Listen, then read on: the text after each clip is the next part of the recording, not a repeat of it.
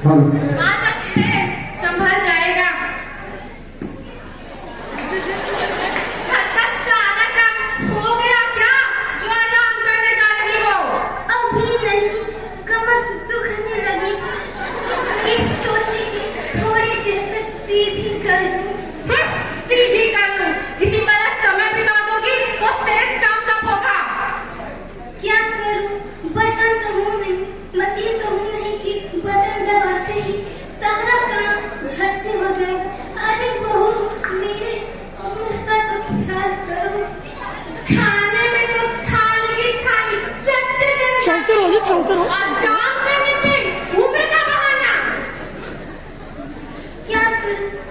दिन भर खटने के बाद सुख सुविधा के नाम पर गिरती ही क्या हो। यह बात मेरा अंतःकरण ही जानता होगा कि तुम्हारे द्वारा कदम कदम पर दी जाने वाले खाना को स्वीकार कर दिन भर मुंह बतावा लगाए काम करती रहती हूँ। अब तुम्हारे पास बच्चा ही क्या है जिसके लोग में तुम्हारी आरती उतारूं? सब बहू के पवित्र रिश्ते को लाभ और हानि की दृष्टि से देख कहाँ तक न्याय संगत है। बस बहुत हो चुकी तुम्हारी नौटंकी। अब भला इसी में है कि निकल जाओ घर से।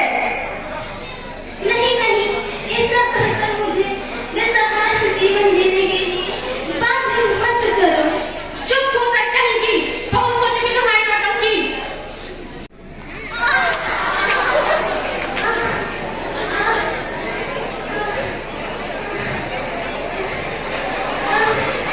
मैं सपने में भी नहीं सोचा था कि जिस घर में बहू बनकर आई थी उसी घर में अपनी सबकी बहू के हाथ धक्का अन्यत्र करने के लिए बाध्य करती जाऊंगी।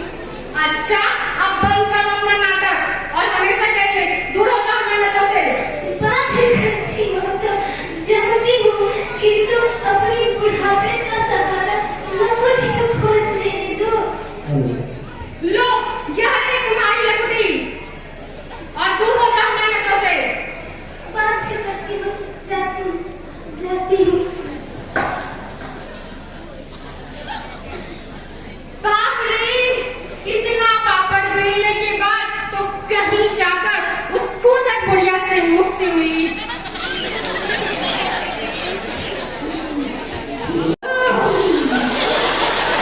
भूत, बचाओ!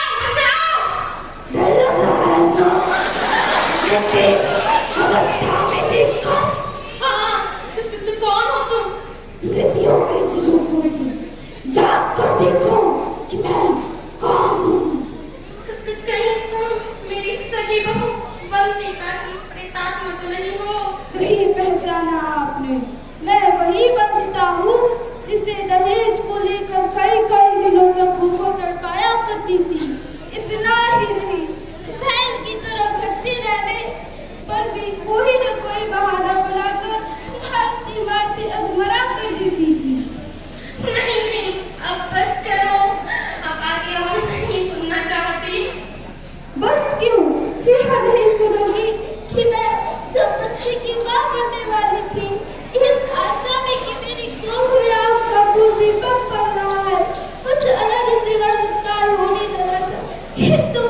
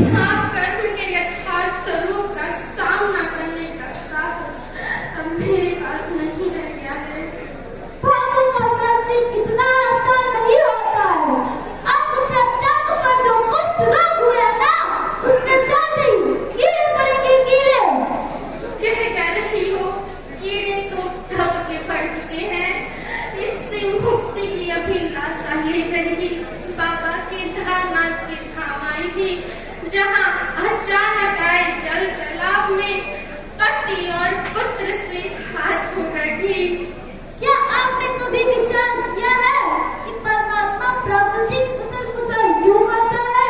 नहीं। तो सुनिए, आप जैसे पाप करने वाले पापियों से जब पृथ्वी बोझिल होती है, तब परमात्मा ऐसे कठोर और हृदय विदारक विनाश लीला करते हैं, जिसका भुगतान पाप कवियों के साथ साथ भोली भाली निरीह जनता को भी भुगतना पड़ता है। मैंने स्वप्न में नहीं सोचा था कि मेरे किए पाप का प्रतिफल इस रूप में मेरे सामने आएंगे। देख रहे हैं यह पापी कैसे घड़ियाली आंसू बहा रही है। आंसू बहाने से क्या होगा? इसे तो अपने किए का दंड भोगना ही होगा। इसमें कौन सी तुलना है? तो देख क्या रहे हो? लगाओ उन्हें जैसे आज्ञा। नहीं मत मारो मुझे। क्यों? मारने से कष्ट हो रहा है ना? हाँ, आज जान पाई हूँ कि अत्याचार और उत्पीड़न की पीड़ा कितनी कष्टदायक होती है।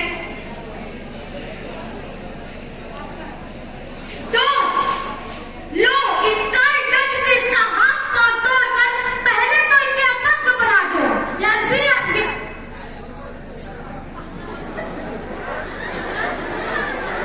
यह लीजिए महाराज, अब यह पापी अपने पैरों पर होकर खड़ा भी नहीं हो सकती। अब इसके दोनों आंखें फोड़ दो। जैसे आज्ञा। यह लीजिए महाराज, अब यह पापी देख भी नहीं सकती। अब इसे ऐसे ही आत्मलाप करने के लिए छोड़ दो और आओ चलो चलते हैं। खास मैं पहले अनुभव कर पाती कि नारियों का दुश्मन पुरुष कम, महिलाएं ही अधिक है।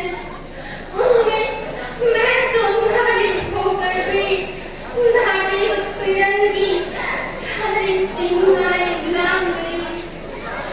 इस पाप कर्म के लिए चाहे कितना भी कठोर से कठोर दंड क्यों न दिया जाए, कम होगा। इसलिए आप सबसे निवेदन के स्वर में यह कहने का साहस जुटा पा रही हूँ कि स्वार्थ की पट्टी को अब आंखों से हटाया जाए, बेटे बेटियों का भेद जड़ से मिटाया जाए।